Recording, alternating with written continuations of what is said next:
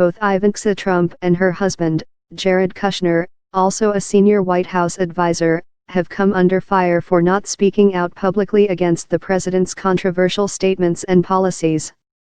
In an interview with Refinery 29 earlier this week, Hillary Clinton was asked whether Ivanka Trump is complicit in the administration's actions. Clinton said that, while President Trump should ultimately be held responsible for trying to impose a political agenda that turns the clock back on American values, everyone associated with him they're either on board with that, or they're not. And if they're not, they need to be speaking out or leaving, the former Democratic nominee added. But if they remain silent and just give lip service to contrary points of views, then they are part of his agenda and should be judged and held accountable for that. But Ivanka Trump says that speaking out against her father is not an option if she wants to remain in the White House. To voice dissent publicly would mean I'm not part of the team, she said.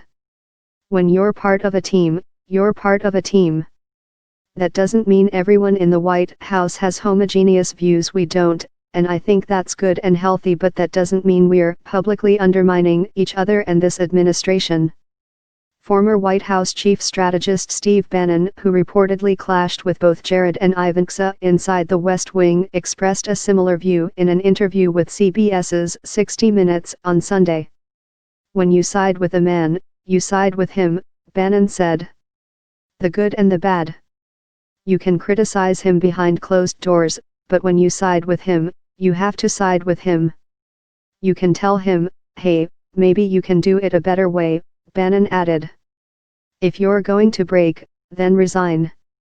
If you find it unacceptable, you should resign.